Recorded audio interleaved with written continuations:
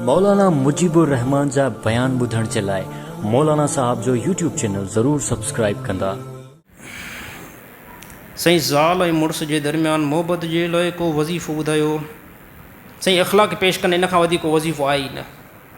का बि घरवारी ज़ाल अगरि चए थी मां सां मुड़ुस मुंहिंजो सेट थी वञे न, इख़लाक़ खां वधीक का मोहबत न आहे। इख़लाक़ पंहिंजी ज़बान जेकी आहे न, औरत पंहिंजी ज़बान खे कंट्रोल में करे इख़लाक़ पेश करे, ऐं मुड़ुस जेको आहे न क़ाबू में अची वेंदो आहे, का ॻाल्हि आहे ई न।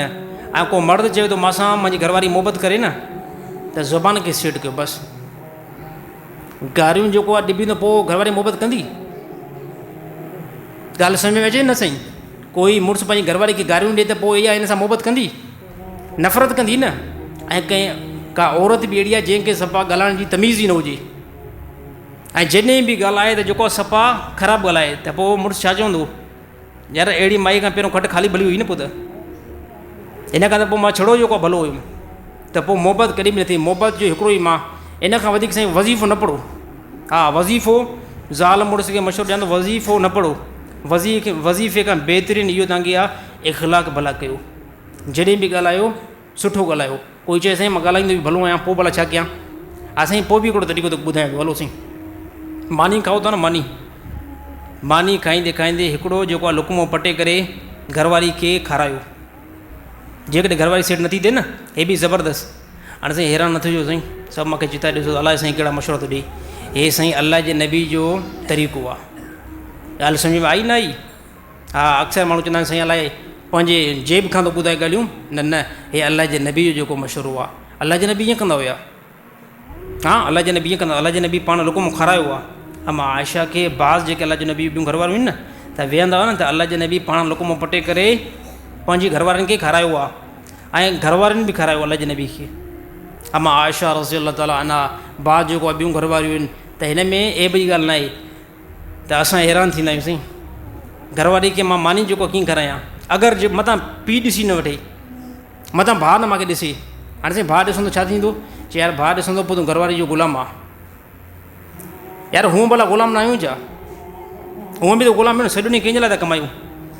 यार घरवारी जे लाइ कमायूं था न, त हूअं बि त ग़ुलाम लॻा पिया आहियूं। कोई मञे न मञे, सभई ग़ुलामियूं। सॼो ॾींहुं ग़ुलामी उन्हनि जी त वञे त कमाए करे हे हो। ऐं घरवारनि सां बहितरीनु तरीक़ो तमामु नौजवाननि खे, जे नयूं शादियूं कयूं या पुराणियूं शादियूं थियल आहिनि, उनखे नसीहत कयां थो घरवारनि सां बहितरीनु तरीक़े सां हलो। छो त अलाह जे नबी हिकिड़ी हदीस आहे, अलाह जे नबी फरमाए साहबा तव्हां मां सभिनी मां भलो हिकु मरतबो। वरी ॿीहर अलाह जे नबी फरमायो साहबा तव्हां मां सभिनी मां भलो ॿ मरतबा।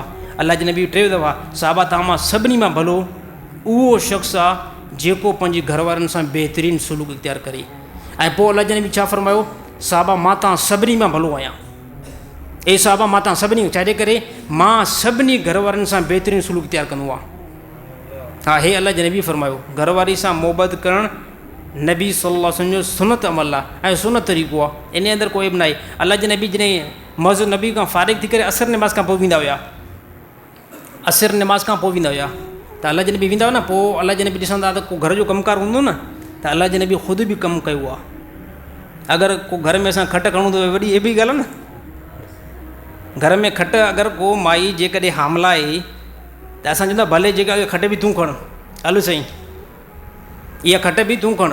त हे जेको आहे ज़ुल्म त आहे हिकिड़े क़िस्म जो। जेकॾहिं घर में तव्हां अकेला आहियो, घरवारी जेकी हामला आहे न, त खटि खणो, को मसइलो न आहे। हा, मानी बि पचायो, टेंशन आहे ई न। भाॼी बि कयो, छाजे करे हे कमु अलाह जे नबी खां साबित आहिनि।